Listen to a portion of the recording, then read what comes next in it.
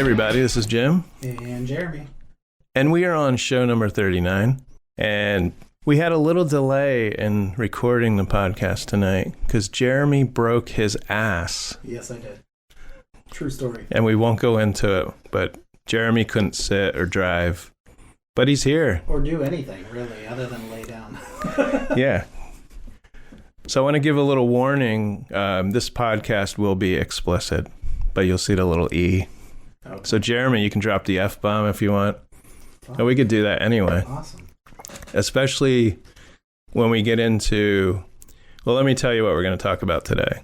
We're going to get into a memoriam for, we've got 4 music people. We had 3. We were going to record last week, but someone else passed away. And we're going to talk about the new U2 album, not really new material. We're going to go into Rolling Stone's top 10 albums versus Paste Magazine's top 10 albums. And then the main topic is Album Roulette, which we do every year. And that's where we pick 3 albums randomly. And it's always so much fun. Yeah, because sometimes you get a good one, maybe you haven't heard, but I don't know. Sometimes. My 3 are the one I kind of liked, you know. But we'll get into it. Yeah. And before we get into that, we're testing out some beers here. I love this part of the show. And this is from a brewery called Duclaw, Duclaw, from Maryland. And this is Misfit Red. This is American Red Ale. Okay. Only 5%. So we're going to crack that open here. And because of time restraints, this is not going to be edited too much. So like I always say, you'll hear us say and ah and ooh. And where are my notes? Like. And like. Oops. Did you see what I just did? No. I tried to put the can in the flight bottle spot. Yeah, we have these little boards here with the flight glasses. Cheers. Cheers. Thank you. Okay.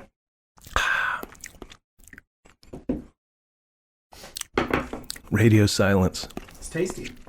Yeah, that's a good one. Not too strong, not hoppy. Mm-hmm. Pleasant, smooth. Misfit Red Ale. Okay, so this is what's amazing. We started out this year not on a good note. No pun intended, but within 9 days, 4 pretty big or once big music people passed away. Mm-hmm. And we'll start with Jeff Beck. He was 78.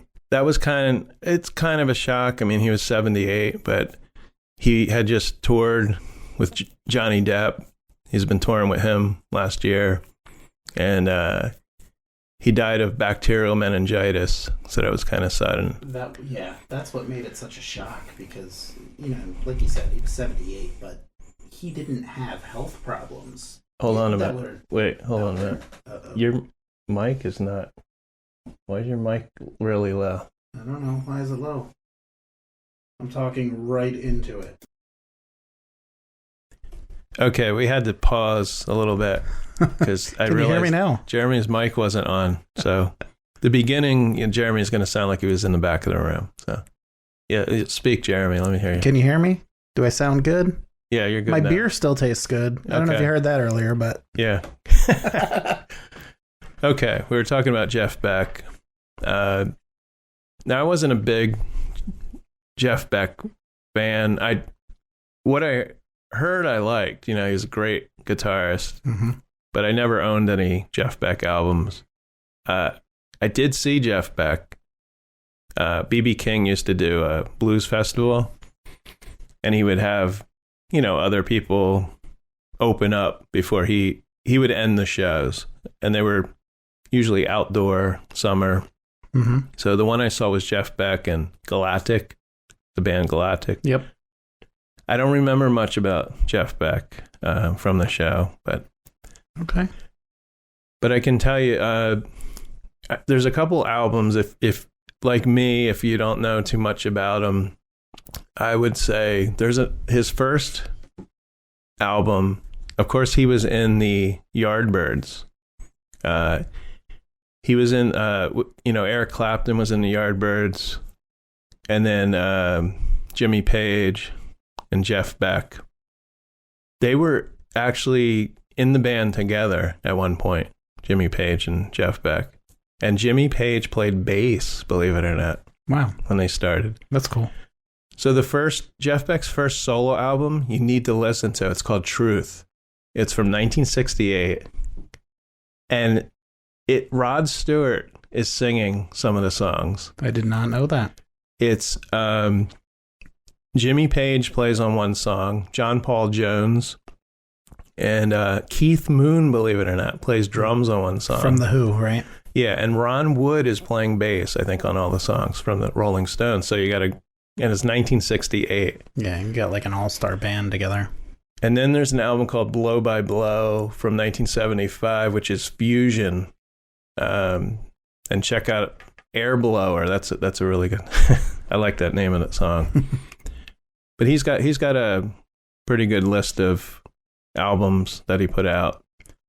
One album I did listen to recently was the Jeff Beck, Johnny Depp, and it's not that good. No. I love Johnny Depp, but no, I can't give him props on that. And you know what? It's sad, but Johnny Depp was about to learn his fifth chord from Jeff Beck before he died. He only knows 4. Yeah. Okay. The toughest thing about Jeff Beck, his passing, for me, I didn't realize how long he's been around and how long he's been putting music out there. I knew who Jeff Beck was. Yeah. I always loved the guitar, so I love guitarists. And his name is, notorious with guitar. But I didn't realize, going back even as far as the 60s, I would have thought maybe the 70s, 80s, 90s, but I would have never thought. Well, I knew the Yardbirds. The 60s, so. And because of Jimmy Page. Right. But Jeff Beck I don't remember ever seeing him being interviewed, or on like Saturday Night Live or Tonight Show or anything like that. No. He kind of kept to himself. And it was, I don't know if you heard it earlier before our little technical difficulty, but to me it was a shock because though he was 78, he didn't have a lot of reported health problems or anything. No, he looked like he to lead you to believe that would happen. It was a bacterial disease ultimately, which it was very sudden and very shocking. Yeah. So, and the next one, Robbie Bachman, he is the drummer for Bachman Turner Overdrive. I don't know too much about him. He was 69. And 69. But if you don't know the name they call it BTO, Roll On Down the Highway, and You Ain't Seen Nothing Yet. I love that song. Yep. So drummer for BTO. Another shocker was Lisa Marie Presley. Mm-hmm. It's only 54. You actually texted me this, and this was one of the nights I was in a lot of pain. I fell asleep early, so I felt bad. I didn't even respond for a while. Yeah. And I knew you were hurting on this one, so I apologize for not getting back to you sooner. But as I've said many times, I'm a big Elvis fan. My mom loved Elvis, and so I follow. It was around his Elvis's birthday, January 8th, and I saw the video of Lisa at Graceland, and then she was at the Golden Globes, in support of Austin Butler, who played Elvis. And if you haven't seen the Elvis movie, I just watched it again. It's a great movie. I have not seen it yet. If you can get past that, he doesn't look exactly like Elvis. Right. There's one scene in the movie where they only show briefly when Elvis was making movies, and it's probably a scene from the movie, but I think they superimpose Austin Butler's face on Elvis because it looks a little different. So I thought that was weird. Lisa Marie Presley, I actually met, and it was in 2013, almost 10 years ago. And she had put out an album called Storm and Grace. So she was doing a tour, and she played at Sellersville Theater. It seats 300 people. There you go. My friend and I, we there was only 20 meet and greets. And I got in there that day. It was $100, included the tickets. We got to see the sound check. And I got to get a picture with Lisa. We're both not smiling in the picture. But, I noticed that. Yeah. But I found my CD because Jeremy and I both collect autographs, so this is pretty cool. Oh, very cool. Yeah. And nice signature too. Yeah. And I have a photo that went with this. I have to find it. I think it's an 8x10 that's signed. Okay. And she didn't sign it in front of me, but we got like a pick. I think we got a bag. Mm-hmm. Awesome. So we got like a goodie bag of stuff. You know, it was interesting when you first texted me. It was the news that she had gone into cardiac arrest, maybe? Yeah, she had been taken to the hospital. Yeah, and, you know, you see that, and of course you get cautious or, you know, your ears perk up in a sense, waiting for the news of what's next. But I think there has been a lot of talk about that Buffalo Bills player, the Hamlin, who had a similar situation where he needed CPR on the field, and he was revived. And okay, I get it, he's younger, but she wasn't that old. She was only in her, you know, young to mid 50s. So I have the feeling they found her unresponsive. Who knows how long she had been laying there. Right. And because they said they weren't releasing all the information. So you hoped she'd pull through, but you didn't really know exactly. Right. You knew she had a heart attack and they had to revive her. But she obviously had been gone for a while, and then she had another heart attack, I guess, in the hospital. Right. And I think I'm very guilty of, you know, kind of trusting my intuition that she was going to be okay. Yeah. You know, you'd hear that initial news and then hear that she got through it. So when I saw your follow-up text, I didn't see it until later in the night, I think it was, or early in the morning, because I was struggling with my pain. And she didn't look too good. Yeah, I was shocked at the pictures and the news and just. And I think she's been spiraling into depression since her son died a couple years ago. Yeah. And, you know, we don't know what medications she might have been on, and that might have weakened her heart. We don't know. Right. So that was a sad one. And David Crosby, this is actually yesterday, passed away. He was 81. And they said he had some health problems, but I heard an interview or part of an interview, I want to say it was a couple months ago, and they were asking him if he was going to tour again, and he said no. But he had some, I don't know if he had tinnitus, they call it. He had some things going on where he wasn't going to tour, but yeah, we haven't heard from him in a while. No. And once again, not to put David Crosby down or anything, but I was never a big Crosby, Stills and Nash fan. I say that, but Our House, that song, I love. I love that song too. But I really didn't. I never got into them. And then I love the Crosby, Stills, Nash and Young. Yeah. Ohio, which was a very historic, meaning, powerful song. Okay, so there's a couple songs. That one always stood out to me too. I mean, I base it on what albums I owned when I was younger, even albums that I listen to now. And I always figure if I, doesn't mean I hate a band, but if it wasn't in my album collection or now, I probably don't like. There's probably not much there that I'll listen to. And to be fair, and I can relate to this in a lot of aspects, different time. Everything wasn't digital. You couldn't just download every Crosby, Stills and Nash album. Oh, yeah. Or every, you know. Yeah, you had to pick a band or two that you, like mine was Led Zeppelin. I had every Led Zeppelin album. Right. I was a big AC/DC fan as a kid. Like, yeah. You had your go-to bands. And then maybe you branched out and you got a popular album that you heard all over the radio because you wanted to hear some of the other songs that were on it.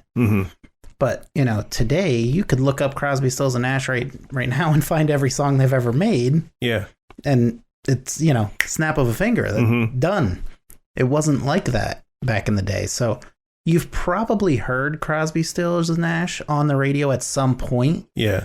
They may not have had the biggest Any hits classic in the world, rock but station, absolutely, you're going to hear them. Absolutely. Southern Cross, you're going to hear. Yep. And yeah, and I don't think we should disparage streaming music, because I remember, when you couldn't stream music, you'd hear a song on the radio and be like, oh, I really liked it. And then you get the album, and that might be the only good song on the album. Absolutely. And you just wasted, I don't know what albums were back then. $20, give or take? No, when I was a kid, they were like $8 or something. Okay. Yeah. CDs, when I first started buying CDs, were like $20, and you got the wall lifetime guarantee albums now sticker. are like $20. Yeah. So I wanted to talk about We Love U2. Absolutely. And we've been waiting for a new album. We have to go if they tour, because I've never seen them, and they're on my bucket list. And I know you would appreciate the concert. I don't know too many people who would. So we would have to go to that one. Yeah, I don't think... I'm going to say U2 is going to tour when they put out the next studio album, because Bono's doing his book tour. Mm-hmm. What is it? Songs of Surrender. Or Surrender. This album is Songs of Surrender. Now, I was confused because when U2 announced they were going to do 3 albums in a row, there's Songs of Innocence, Songs of Experience. I thought this Songs of Surrender, they were copping out with making that the 3rd album, but they aren't. I was mistaken. The 3rd album is Songs of Ascent, which I have this article from Vulture website. I guess I'd say it's an online magazine, music magazine. Actually, it says Bono revealed in an interview with the New York Times that the band is nearly finished with a new album, Songs of Ascent, but has no plans to release it. But I think they mean now. He said, we're not putting this out, but I'm telling you it's awesome. I hope he doesn't mean they're not ever putting out. They're going to lock it in the vault. Yeah. And Bono played some of the songs, it says.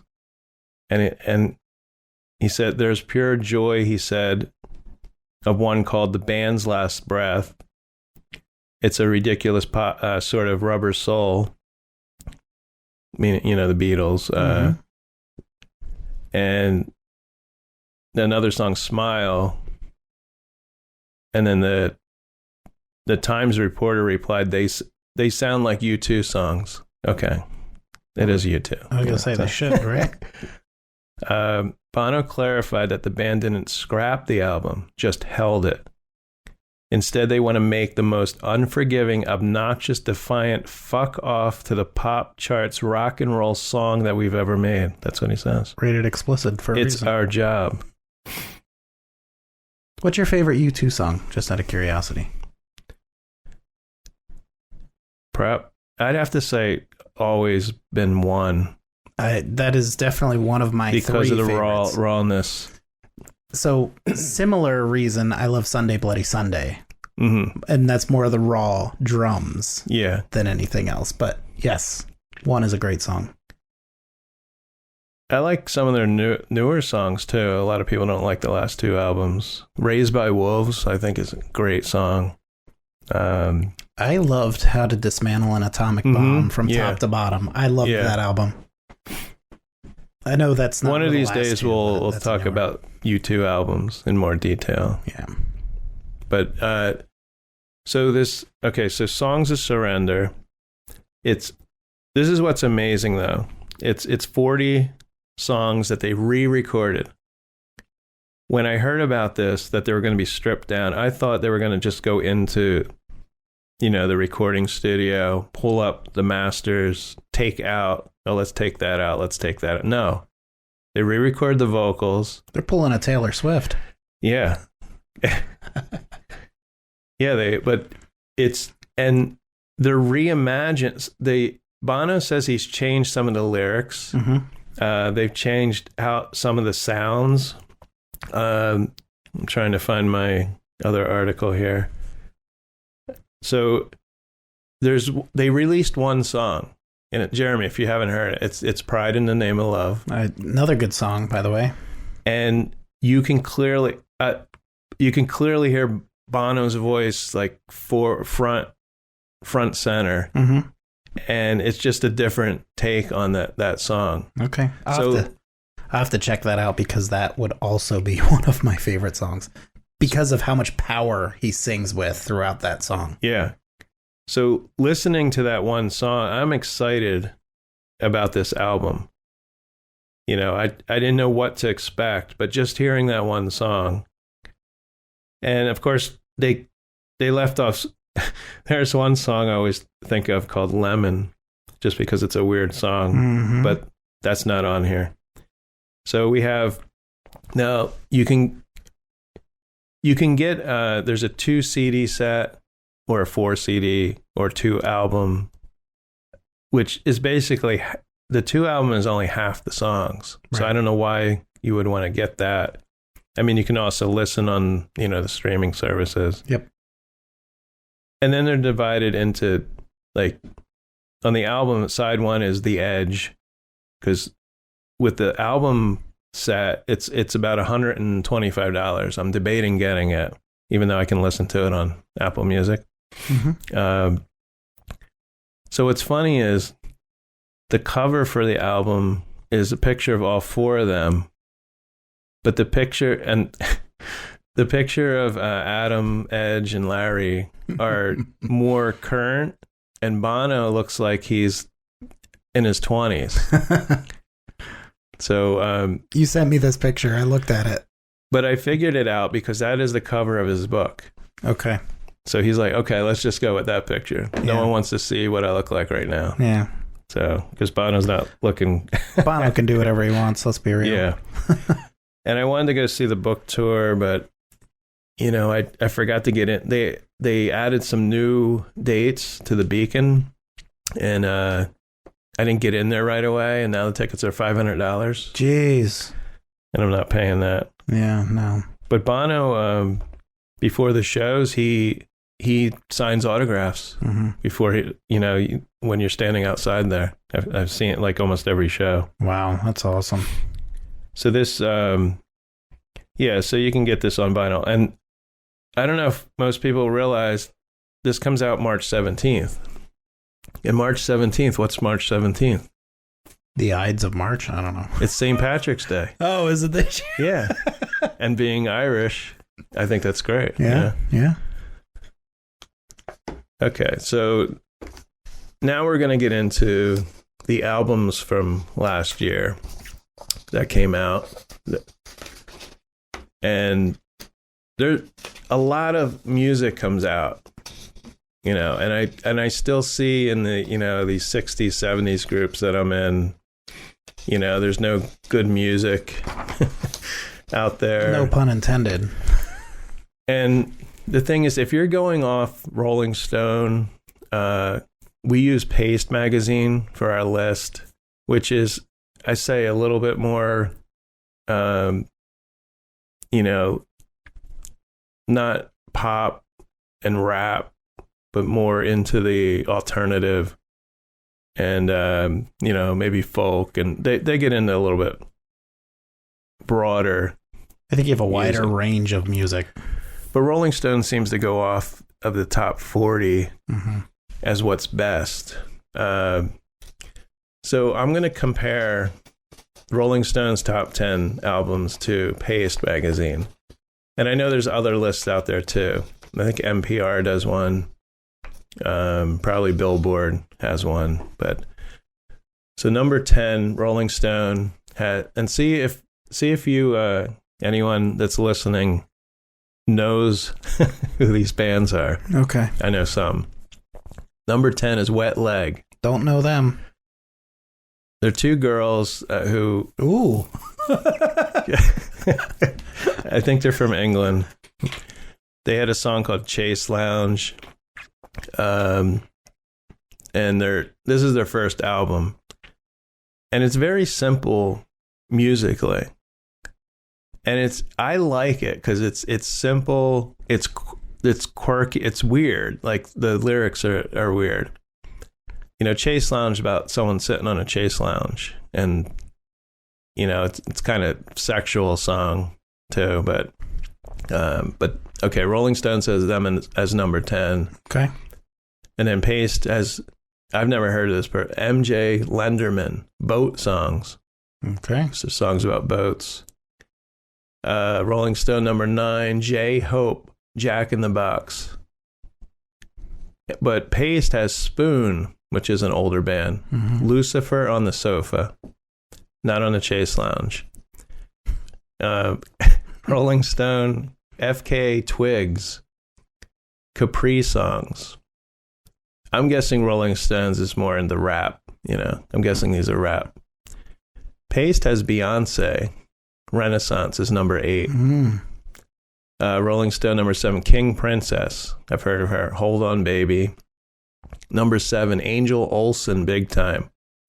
Big Time. Oh, wrong thing. Who I've actually heard of, and this is actually a good album, Angel Olsen. Because of course I like the female singers, of course, more than the male singers sometimes. But I like a good. She's good lyrically, and just acoustic. You know, they're just good songs. Mm-hmm. Number 6, we got Pusha T. It's Almost Dry. Wet Leg and Pusha T. It's Almost Dry. No, he might be waiting for his laundry to dry. Okay. Paste has Soul Glow. Diaspora Problems. Not Dua Lipa. Was that a Mexican album? I don't know. Soul Glow. Rolling Stones has Harry Styles at number 5. Harry's House. Paste has Black Country New Road. Ants from Up There. Never heard of them. No idea who that is. Rolling Stone number 4 is Rosalia. Moto Mommy. Okay. But Paste has Wet Leg at number 4. Oh, there we go. Jeremy, you got to listen to Wet Leg. Just give it a listen. You know, 2 chicks. They're from London, you said? Britain? Somewhere? I just don't have much information. I'll check them out. Sorry. Wet Leg. Yeah. Got it. 2 chicks. They do have a band when they play. Okay. But I'm telling you, they are so popular that Harry Styles did one of their songs. Really? Mm-hmm. I think it's they have a song called Wet Dream. I think you can't make this shit up. No. But Harry Styles did the song, redid the song. Okay. And his version is better.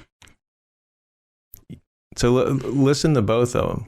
Okay. Or go on YouTube. All right. Now, Rolling Stones has Taylor Swift, Midnight's at number 3. Paste has All Vase, Blue Rev at number 3. Never heard of them.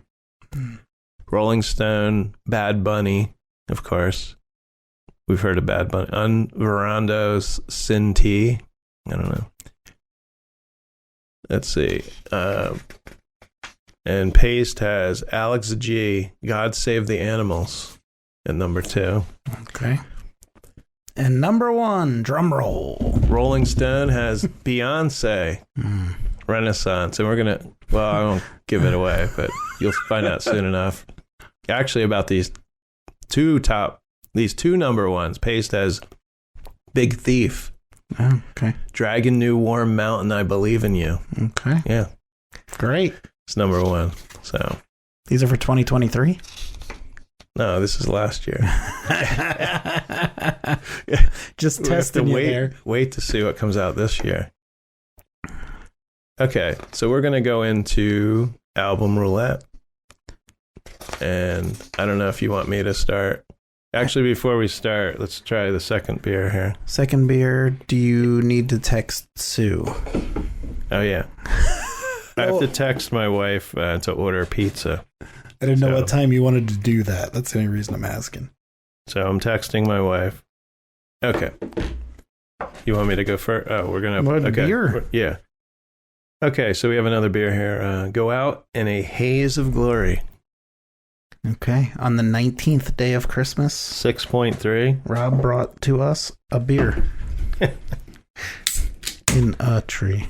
It's not Christmas yet. We're still celebrating we just got through it. The past Christmas. So this is a hazy. I think it's an IPA. I'm going to drink this down in a haze of glory. And again, this is Duclaw Brewing from Maryland. I kind of like that.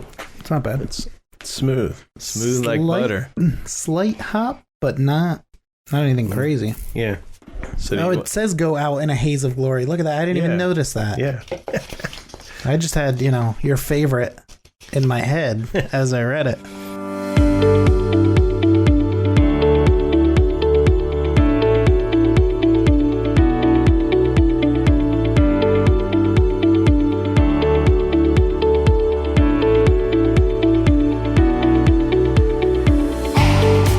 Let me explain. Album Roulette, if you don't know, is we took this list of top 50 albums from Paste Magazine from 2022, and we randomly picked a number that corresponded, where they were voted. I think your computer randomly picked a number for us, didn't it? Yeah, we do it on the computer. Yeah.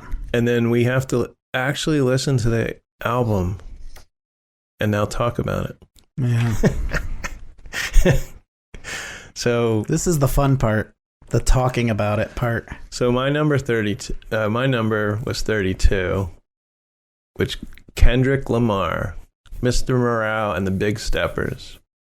Now, I normally, or if ever, listen to rap music, but after listening to this album, I have to say, not knowing much about rap, only old rap, like Run DMC and Beastie Boys and stuff. Mm-hmm. I have to say that Kendrick is probably one of the best rappers out there today. Okay. Yeah. Wasn't he voted the best rapper recently? I don't know. No. I may have just made that up. I think he was on Saturday Night Live. He's pretty popular. Mm-hmm.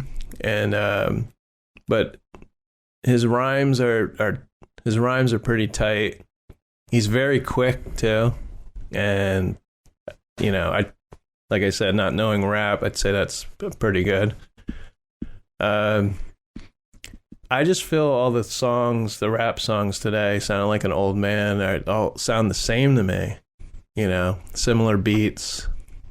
There's not much difference in someone rapping the lyric. Like, it's not like singing. Mm-hmm. Different notes and different, octaves and, I don't know, different melodies and harmonies and all that. But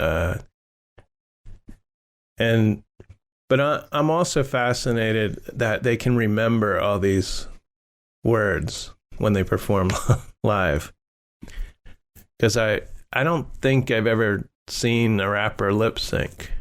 I think that would be hard to do. Milli Vanilli. Oh yeah, Milli Vanilli. They weren't rapping. But your average rap song has got to have hundreds of words to remember. Yeah. And they have to rhyme. You forget a word or you can't just put one in there. Right. It's not going to be right, It's not like singing Every Rose Has a Thorn. I mean, if Bret Michaels forgot the chorus to that song, we would all hope he gets some medical attention. Yeah. Like, how's that go? What's it, You would worry that he might have poison or something. So Kendrick Lamar Duckworth, that's his full name. Okay. I think he's the real deal. He's from Compton, California. Okay. So we've all heard of Compton. Straight out Compton. But you know what? This goes off the album a little bit, straying away from the album, but Compton's not one of the most dangerous cities in the U.S. Okay. Believe it or not, I couldn't find Compton on a list. But one I was shocked with was, believe it or not, Rockford, Illinois is on a list of 15 from last year. It ranked number 8, where Cheap Trick is from. Okay. 1 in 71 chance of a violent crime. in Rockford.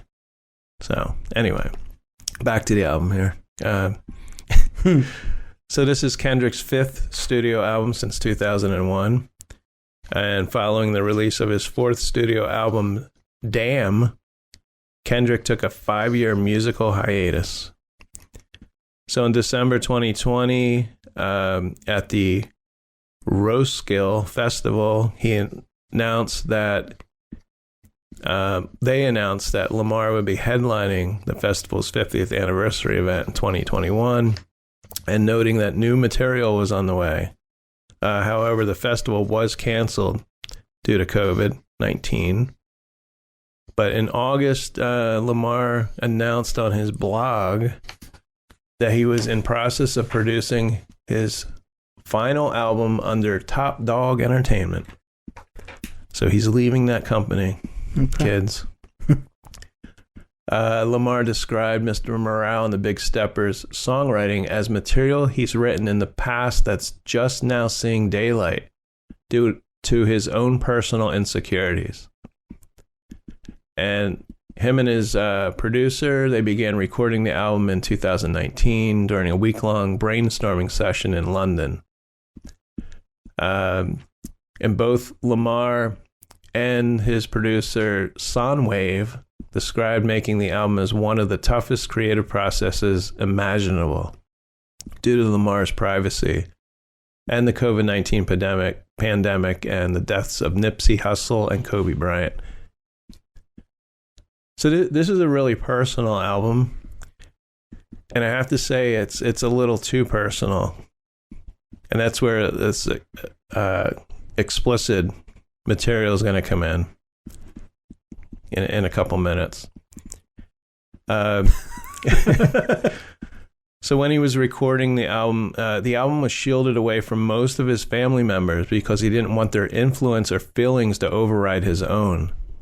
So I guess he normally plays, you go in, record a song, maybe you'll bring it home, play it, for your wife, your kids. Mm-hmm.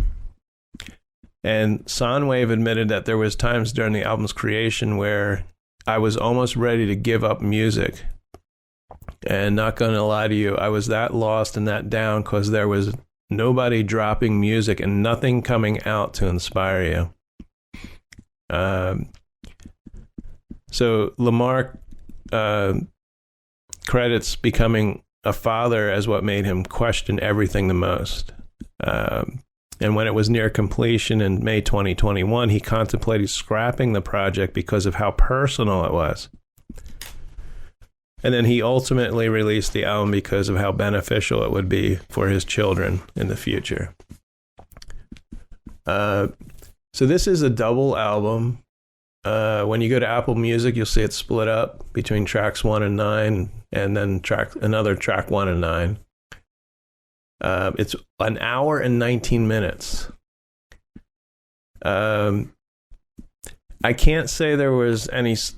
This is what I base a lot of my albums on, which I'm sure Jeremy does. Is am I going to listen to this again? Yep, I do. And that's definitely going to be a theme. And this I would not go back to.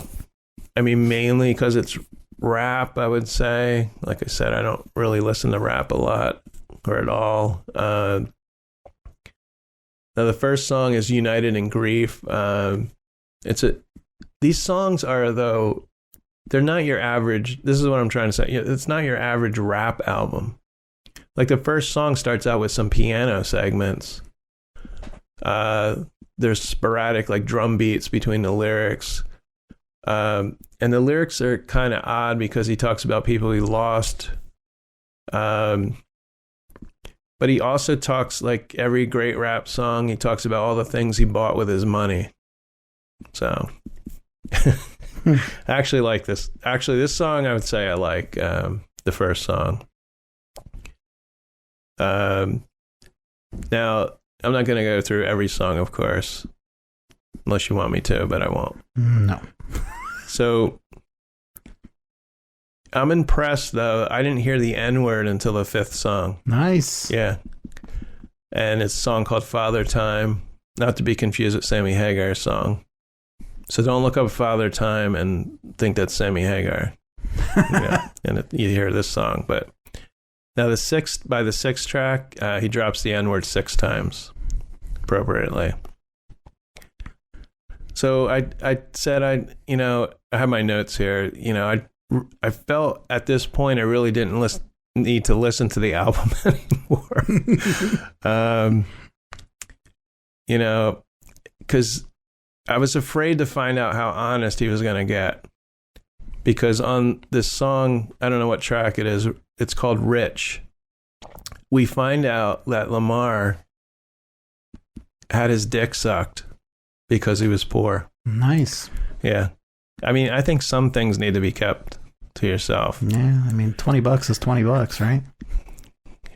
Well, this is the thing. I don't think usually you pay someone paid him. It says because he was poor. That's the lyric in the song. Okay. That's kind of messed up. Now, there are a couple songs that stood out. Die Hard, 4th track. Count Me Out. Mr. Morale, which the music's something like out of a horror movie. And Mirrors, which is the last track. I do think, as far as rap, this album is somewhat of a masterpiece. Just because of everything that's... I mean, if you don't like rap at all, I'm not going to force you to listen to this, Jeremy. Good. But creatively, there's a lot of creative, like musically, like even lyrically, besides the, raunchy lyrics. I think a lot went in. You can tell a lot went into this album. He didn't just go in there and like, okay, go. And then you got, you click the drum machine and start rapping. It's not that. Sorry. There is a song that stood out called Anti-Diaries. And it's about family members who are different, even as kids, where kids don't understand that some other kids are different, and it's mostly talking about maybe a kid who's gay, or, I thought that was a good song and a good message, Anti-Diary. So that's my take on that. And I'd probably give this, like I said, I won't listen to it again, but I'd give it a 6 out of 10 as far as, effort. Yeah. On that one. All right. So is that it? We on to me? Yeah. So my album was, my first album was number 8 on Pace. There we go. Which was Beyonce's Renaissance. Mm-hmm. This made the top 10 on both lists. And as I listened to it, I can understand why. It's a very typical, upbeat, musically gifted album, I guess you could say. Beyonce is someone that I'm not going to go out and say I'm a huge fan of. I wasn't. Mm-hmm. On one hand, I was not looking forward to listening to this album, but on the other hand, I was, because I thought, between the fact that it was top 10 on both lists and knowing what Beyonce has put out in the music industry throughout her career, mm-hmm. there was potential to enjoy the album. Like put a ring on it, Yeah. I mean, for me, some of her best stuff, I think, came with Destiny's Child. So it's funny you should mention that. But, mm-hmm. Other people may disagree. They may agree, whatever the case may be. So I tried to go into this album with an open mind and a clear thought process and just kind of take it in. And what I found interesting was a lot of the reviews I saw after listening to the album kind of matched up to what I heard as far as the music goes. There was a lot of comparisons to like women of the 70s. Mm-hmm.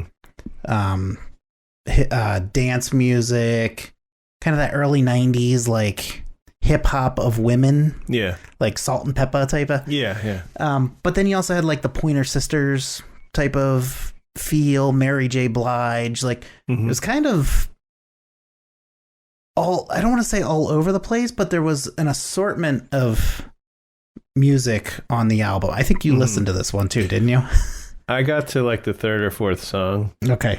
Because the second song reminded me of a perfume commercial. I think I told you. Yes. And one of the songs, I'm going to interrupt you, but I don't know which song it was. Could have been a couple of them, but there were literally like 12 writers on this song. Yeah. And I'm thinking, how they just put names on songs? Because how do 12 people sit there? They come up with 2 words and then the next person comes up with 2 They wrote a sentence each. I'm serious. I've never seen that many writers on one song. Yep. But. So she put this together during the COVID-19 pandemic. And the idea was to put out an album for joy and happiness of people dealing with isolation. If you were around during COVID, if you weren't, I don't know where you were, but if you were around, a lot of people were stuck in their house, couldn't do anything, couldn't go anywhere, everything was shut down. So, yeah, a lot of artists did.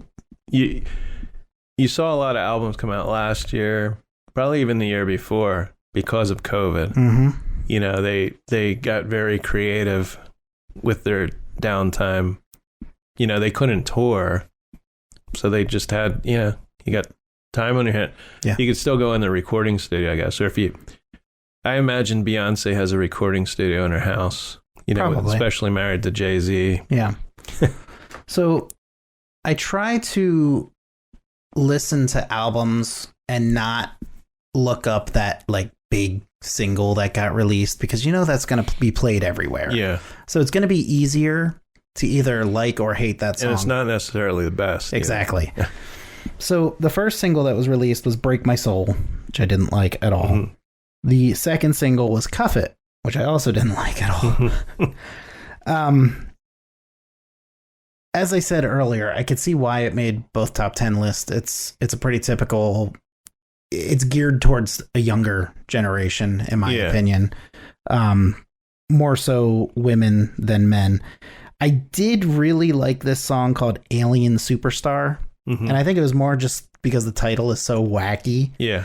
But that one definitely it took over. Is for that me. Song about Madonna? It could be. It could be.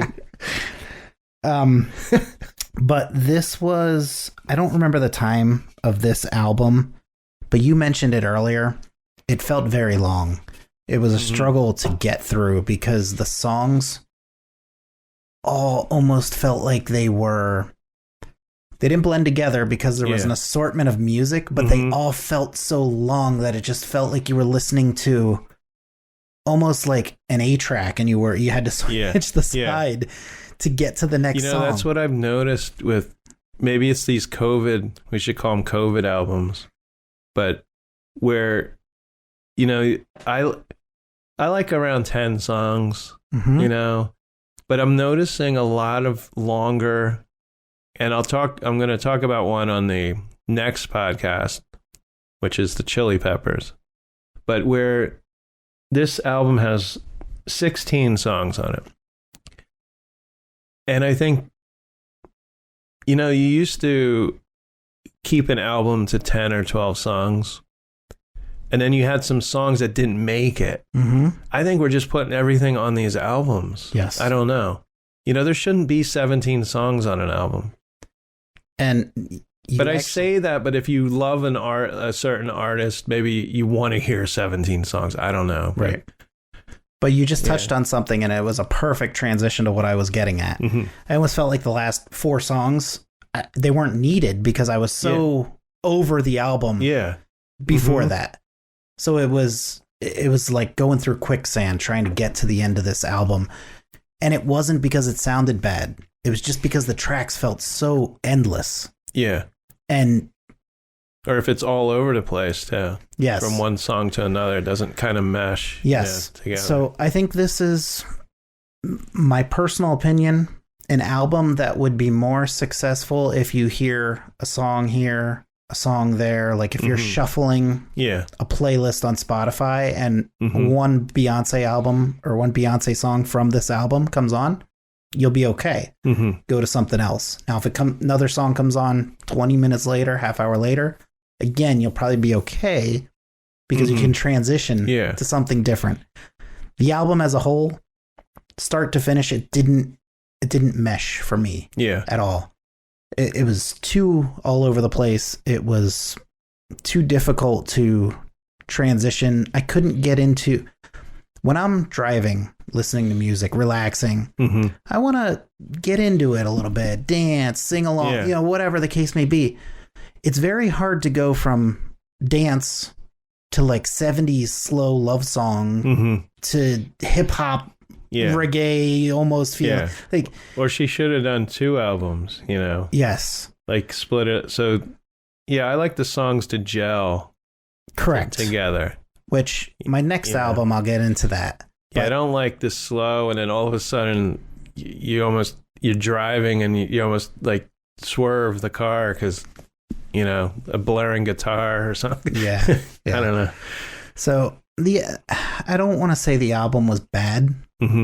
It was just very difficult to listen to and get through. I'd probably give it a 5 out of 10 for a personal opinion. Yeah, I'm sure Beyonce has some of the best producers and writers. Yeah. So, but I guess I'm just not into that kind of. I mean, it's labeled as.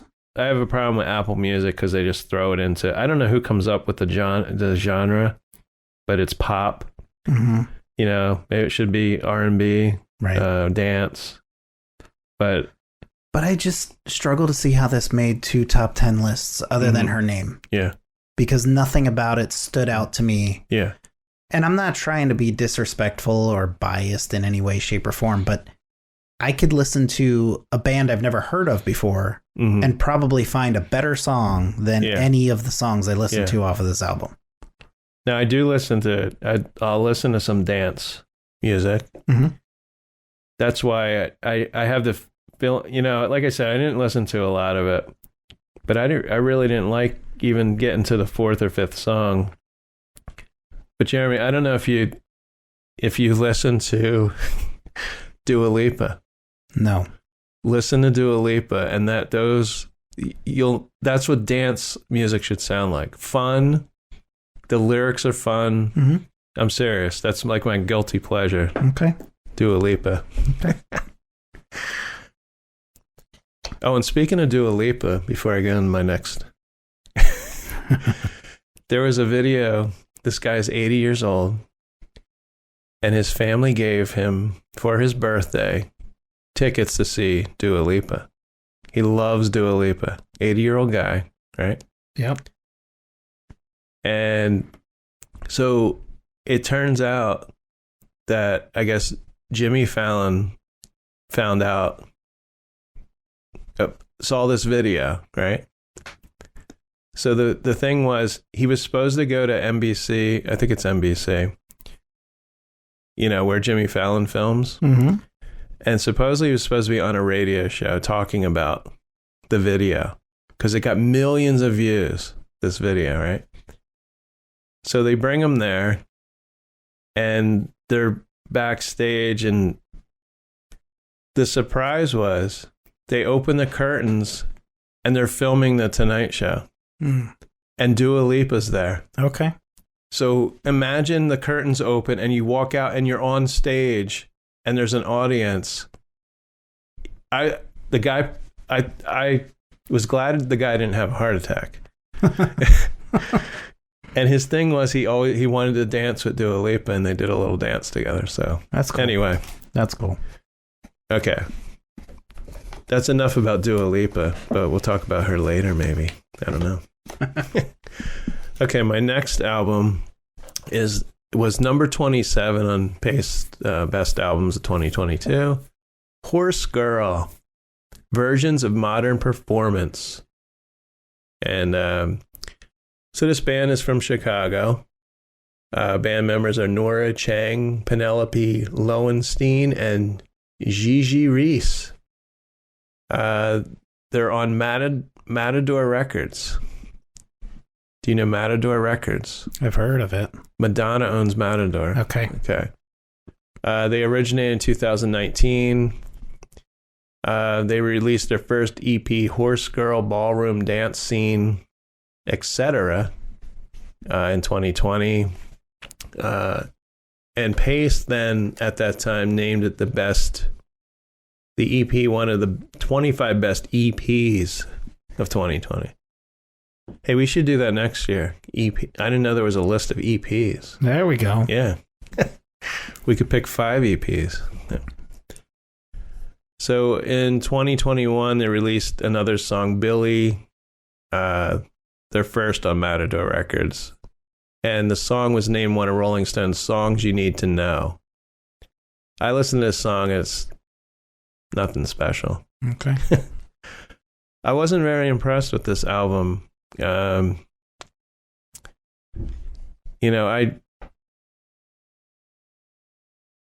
3, let's say, the Paste magazine, this is what they say about the album. I have on here before I trash this album. Horse Girl are 3 friends who make music in a basement. It's true, and they want you to know that, not because they're shy about the attention they've received as indie rock's latest breakthrough, but because the Chicago trio want you to know that they're having fun, which is fine, making music, having fun. But this album, I didn't like it because of the sound. Now, this is what I've talked about before. It's this shoegaze music, which shoegaze got its name from when someone looks down while they're playing guitar at their shoes and they change pedals. So, distorted guitar. The vocals are very low on this album. They're compared to Sonic Youth and the Breeders. But whoever mixed this album should not be mixing albums. Maybe it was one of the band members. Maybe it's a self-produced album. I don't know. And the songs weren't that bad, but it was the sound that got me. And this was another one with, once you get halfway through the album, it's like, you're not looking forward to the next song, You want it to end. A lot of times she's mumbling the lyrics. That's how bad it was. I couldn't even understand. You should be able to understand what the person's saying. Unless you're listening to rap or something. Yeah. And I think there's too many bands now doing the same type of music. So I don't know why they stand out, maybe they have good manager, right? Good promotion. Yeah. When I was younger, I listened to Throwing Muses and This Mortal Coil. I don't know if you ever heard of them. No.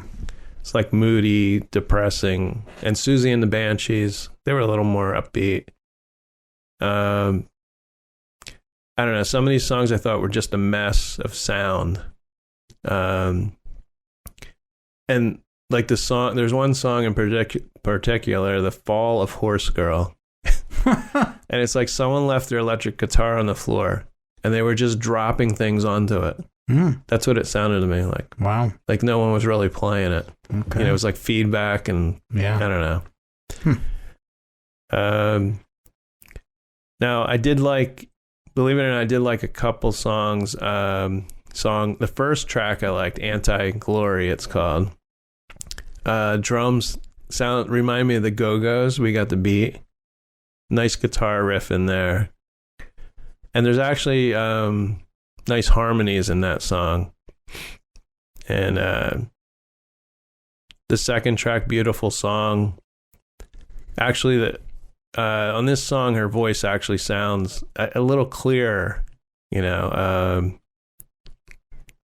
you hear variations in her voice. That might be a more slower song than the other ones. And this is an album I probably would never listen to again. I don't think there's nothing exciting on this album or monumental. at all. So again, HORSEGIRL, if you're listening, sorry, but try better next time. For me. Okay. All right. For me, my second album was my favorite of the three, which I don't know if I got these girls, this group, in a previous roulette or something that we may have done, but I've listened to them before. Okay. It was number 14, Expert in a Dying Field by the BETHS. Mm-hmm. Yeah, I've listened to them. This was their third studio album. They're out of New Zealand, an indie rock band, and they sound really good. Their music to me sounds a lot like a hypnotic kind of Jefferson Airplane type of feel, but more along the lines of like Fountains of Wayne, as far as more upbeat than Jefferson Airplane was. Yeah. But it had that kind of like hypno trance type of background beat. One thing I love, the album was only 45 minutes long, so it didn't feel like it took forever to get through. Yeah. It felt like each of the tracks, they ended, they started, they made sense. There was no...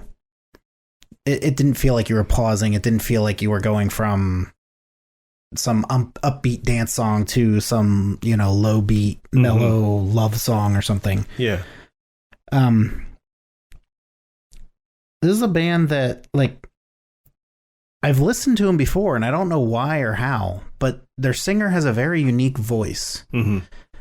And it's not, like, super strong, but it's, I don't know, it's pleasant. Yeah. In a sense. So, I mean, there's not... Is it in line with, like, pop? I know I've listened to that. I probably listened to part of that album when it came out. Yeah, well, what fascinated me about this album, it was only recorded in 2021. So they only spent a year, working on it and releasing it. So it's not like they spent a lot of time in the studio trying to get it out in production, but there wasn't a lot of information about the album, but there were a couple of tracks that really, really stood out to me. Your Side was one of them. Head in the Clouds was one. When You Know was one. And then the other one that I really enjoyed was called I Want to Listen, but that was only 2 minutes long, so that was almost too short in a sense. And you wanted to listen to more. Yes. It kind of reminded me of the Beatles. Okay. Like, there's a few songs that they have that are only like 2 minutes long, and it feels like you just start to get into it and then it's over. Sgt. Pepper's Lonely Hearts Band comes to mind for a song that I love. It just feels like it's starting to get into it, and then it goes into track number 2. But I'd give this album probably an 8 out of 10. I would listen to it again without any issues. My only challenge would be that I wouldn't be able to listen to it over and over again because of that hypnotic trance type sound to it, because it's, I don't know, I don't mind that, but it's not my favorite either. It's kind of like a psychedelic rock, I guess is a way of putting it. Yeah. And that's, you got to be in the mood, for at least for me. I got to be in the mood. I don't smoke pot, so it's not gonna satisfy my musical needs at all times. But definitely one I wouldn't feel tortured if I had to listen to it. I like to make playlists now of per year. If you don't like an entire album, but there's a couple songs that really stand out, then just plop them in there. And then when you get enough, wait a while, hit shuffle, and then be see if you still like them. Right. So now my next album was actually voted number 1 Paste Magazine, and it's Big Thief, Dragon New Warm Mountain, I Believe in You, which is a very odd title, and I think it's one of the longest titles in the history of album titles. I don't know. So the title track there is a title track, and I could not figure out what this meant. Now I mentioned this to Mike, and he thought, well, maybe it's an inside joke, because me and my friends, you have your certain things you say to each other that nobody else knows what the hell you're talking about.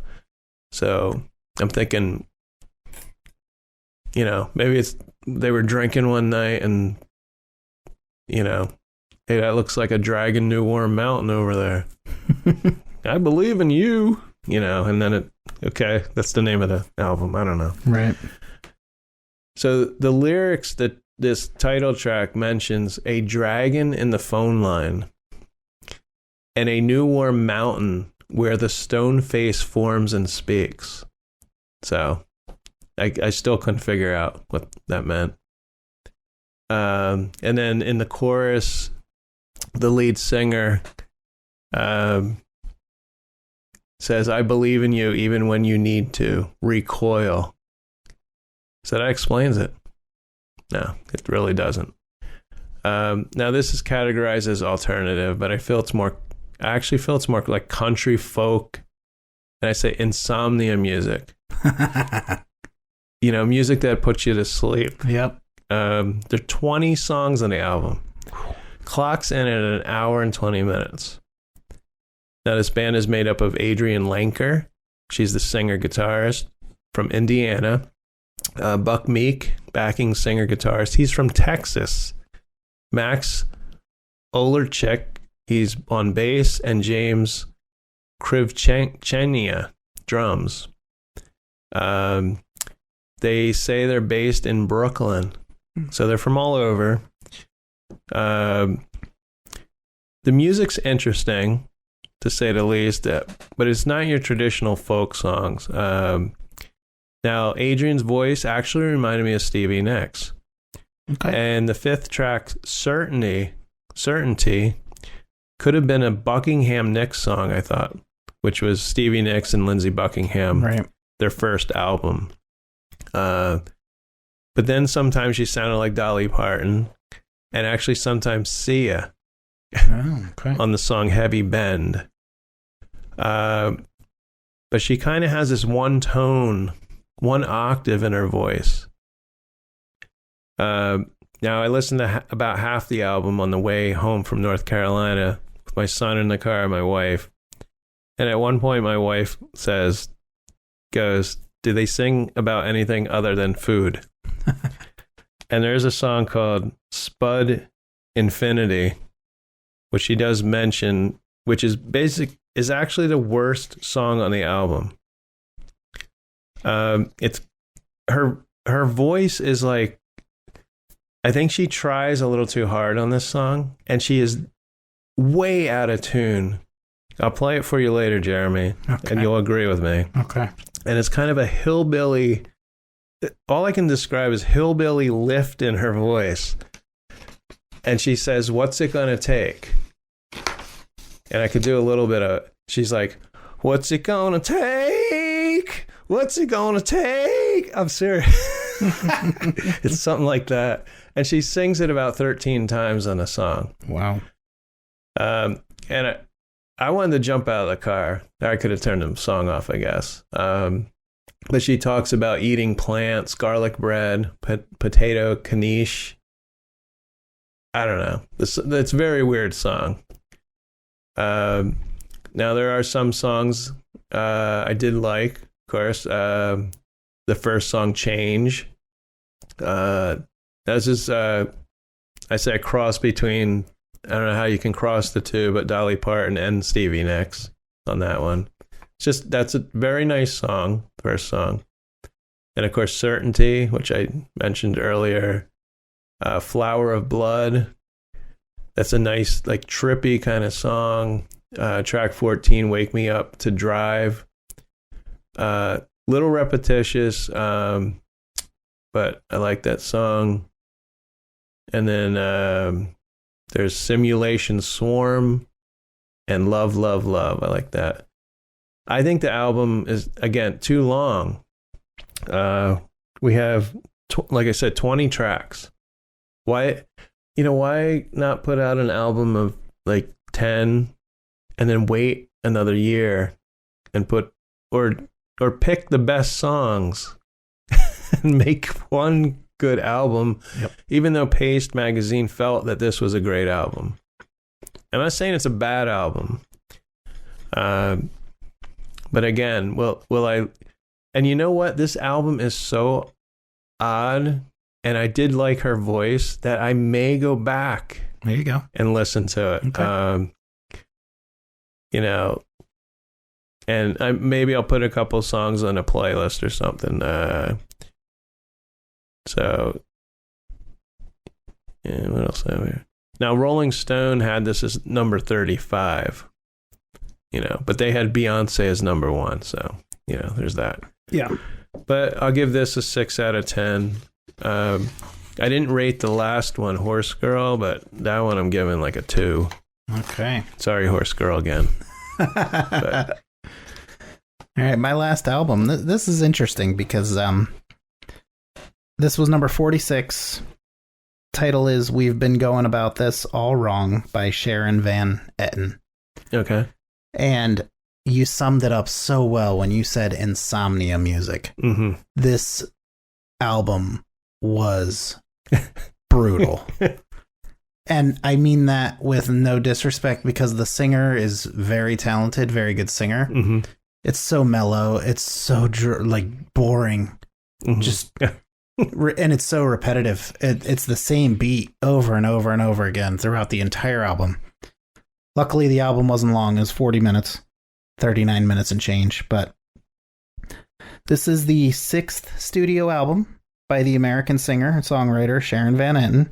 It was released the day before my birthday, which that was interesting, May 6th. The album itself, this to me was the most interesting thing about this CD. It's named after a line of dialogue in the 1993 movie The Sandlot. Really? Yes. It's a movie Van Etten says she has watched with her son probably 100 times. So that was interesting to me. Before the album released, 4 singles were actually released. Mistakes, Headspace, Porta, and Used to It.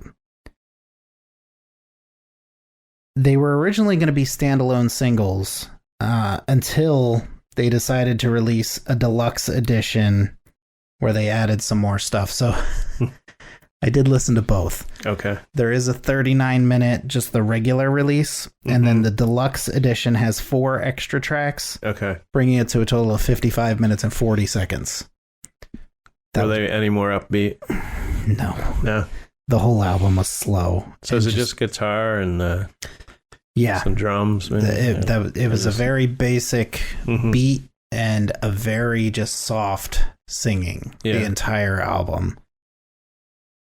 That's like Phoebe Bridgers. There was one song that kind of stood out, which was Come Back. I did enjoy that one. But I think aside from the Sandlot thing for the title, one of the things I found most interesting is there were music videos released for the first 4 singles. Mm-hmm. So this album, it was ranked 46th on Paste magazine, but obviously it was received very well, because typically you're not going to have music videos for every song or for multiple songs. It depends on... big bands might, right? I mean, it depends on if they did the video themselves or on the computer. I see a lot of that now. That's true. I guess I didn't think of that. Yeah. Hear the dog barking. Yeah. Our pizza's here. Yeah. Which you mentioned earlier. Good timing. Yeah. And we're almost done. But one of the music videos, she's wandering around Brooklyn, which you had mentioned that earlier for your third album. Just meeting friends and dancing in the street while singing love songs. Okay. This, I feel so bad because the album isn't bad. The singer isn't bad. But for me, it was just so boring and painful to trudge through. So I'd give it a 3 out of 10. But if you're into slow, mellow love music, I would definitely give it a listen because you might find this enjoyable. Okay. That was my challenge. Just trying to get through it. And, it's one thing if you can get through like a couple of songs that maybe are slow or, not super upbeat, but when it's just an entire album of steady mellow. Oh, yeah. It doesn't change. No. And it doesn't do anything for me, at least. I'm a rock and roll guy. I need something upbeat, something, get my blood flowing a little bit, Yeah. Unless you're painting or something, maybe you want some background music. Or if you're trying to go to sleep. Yeah. Yeah. Well, I guess that does it for this show. And we're going to be recording another one soon after. And we're going to probably put both out this weekend. And I'm not going to tell you what the next one is. It's a mystery. Yeah. So if anyone wants to email us, it's nogoodmusicpodcast@gmail.com. That's KNOW, Good Music Podcast. We did get an email from a musician, singer, which we're going to talk about on the next podcast, and we're actually going to play part of her song. So if you're in a band, you're a singer, you got something relatively new, doesn't have to be an entire album, a song, you want us to hear it, we'll listen to it. If we like it, then we will talk about you. And I did like this girl's song, and I'll tell you all about her on the next podcast. So thank you, everyone, for listening. And we are going to eat some pizza, so woohoo! And drink some more beer in the next podcast. Cowabunga, dude.